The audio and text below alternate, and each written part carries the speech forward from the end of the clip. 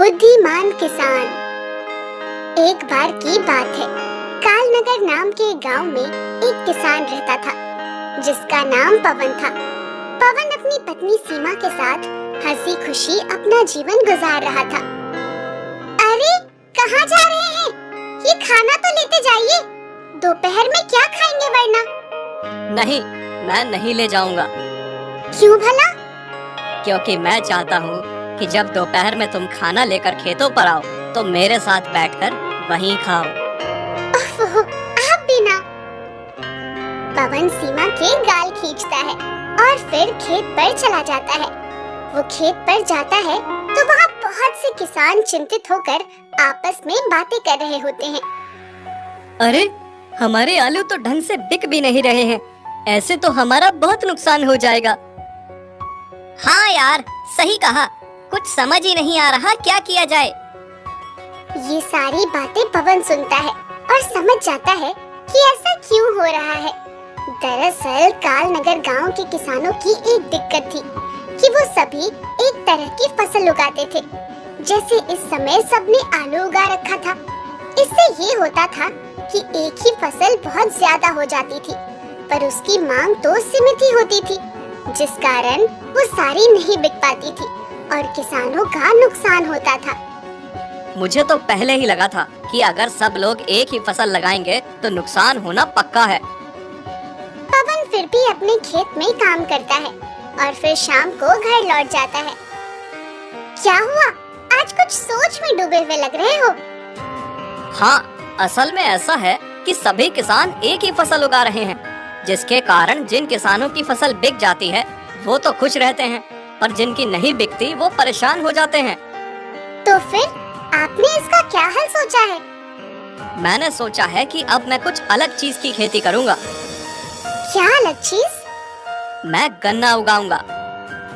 उसके बाद से पवन गन्ने की खेती करना शुरू कर देता है। अब क्योंकि बाकी सब आलू उगा रहे होते हैं और अकेला पवन गन्ना उगा रहा होता था, इस वजह से पवन का सारा गन्ना बिक जाता है और वो बहुत पैसे कमाता है, जिसको देखकर लोगों को जलन होने लगती है।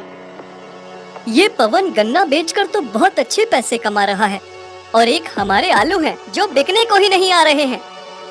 मुझे लगता है हमें भी गन्ने की खेती करनी चाहिए। अगर आलू बेचते रहे तो गरीब रह जाएंगे। हाँ, सही कहा। फिर वो दोनों किसान भी गन्ने की खेती करना शुरू कर देते हैं और उनकी देखा देखी एक एक करके सभी किसान गन्ने की खेती करने लगते हैं, और ऐसा होने से वही पहले वाले हालात बन जाते हैं। फिर से अब बहुत से किसानों की फसल नहीं बिक रही थी, जिस कारण वो परेशान थे। हे भगवान, ये इन लोगों ने क्या किया? मैंने गन्ना बेचना शुरू करा तो ये सब भी गन्ना बेचने लगे और वही सब पहले जैसा हो गया। पवन अपने घर में लेटा सोच रहा होता है कि वो अब क्या करे जिससे उसकी कमाई हो सके। मैंने सुना है गांव के सभी लोग गन्ने की खेती कर रहे हैं। हाँ, वही तो दिक्कत है। इसीलिए मैं सोच रहा हूँ अब गन्ने का जूस बेचूंगा, ताकि गन्ना उगाने में जो लागत लग रही है वो तो निकल जाए। पवन के जो गन्ने नहीं बिकते थे उनका वो जूस निकाल कर बेचने लगा।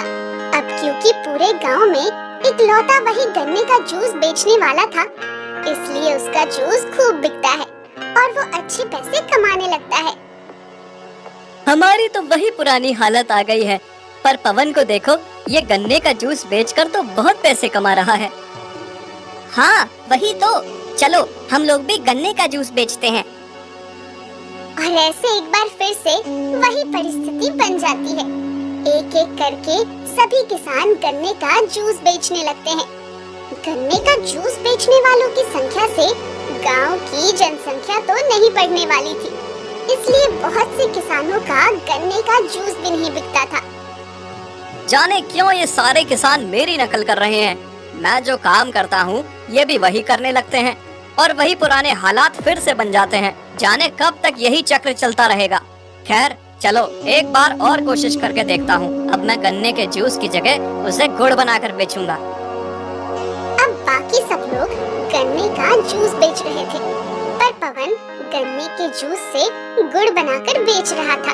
वो एकदम ताजा और शुद्ध गुड़ बेचता था, जिस कारण उसका गुड़ बहुत बिकने लगता है।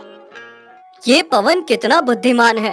हम लोग इसकी नकल करते हैं तो ये कोई नया काम करने लगता है, पर हम भी इसका पीछा नहीं छोड़ेंगे। ये जो करेगा हम वही करेंगे। ऐसा कहकर वो किसान भी गन्ने के जूस से गुड़ बनाने लगते हैं और धीरे धीरे पूरे गांव के किसान गन्ने के जूस से गुड़ बनाने लगते हैं।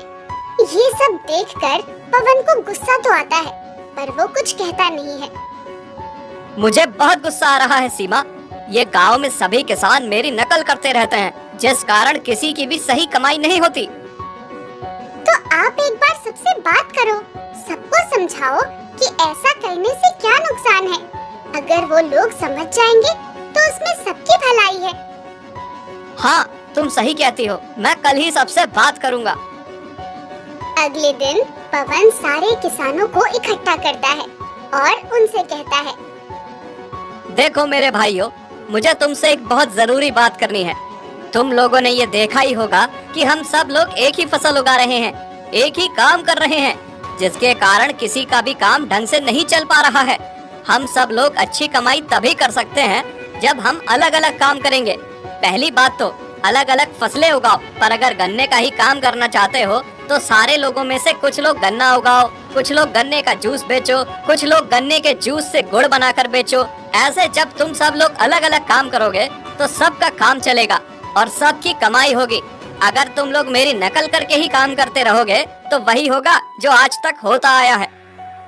पवन की ये बात सुनकर पहले तो सन्नाटा छा जाता है, पर कुछ देर बाद एक किसान कहता है, मैं गन्ने का जूस बेचूंगा। मैं गन्ना उगाऊंगा। मैं गन्ने के जूस से गुड़ बनाकर बेचूंगा। ऐसे ही सारे किसान एक एक करके बताने लगते हैं कि वो क्या करेंगे। इसका मतलब ये था कि उन्हें पवन की बात पसंद आ गई थी। तभी एक इंसान पूछता है, और तुम क्या करोगे पवन? मैं गुड़ से चॉकलेट बनाकर बेचूंगा। तुम में से कुछ लोग चाहो तो वो भी चॉकलेट बनाकर बेच सकते हो, मैं सिखा दूंगा। किसानों की भीड़ में से कुछ लोग हाथ खड़े करते हैं जो चॉकलेट बनाकर बेचना चाहते थे।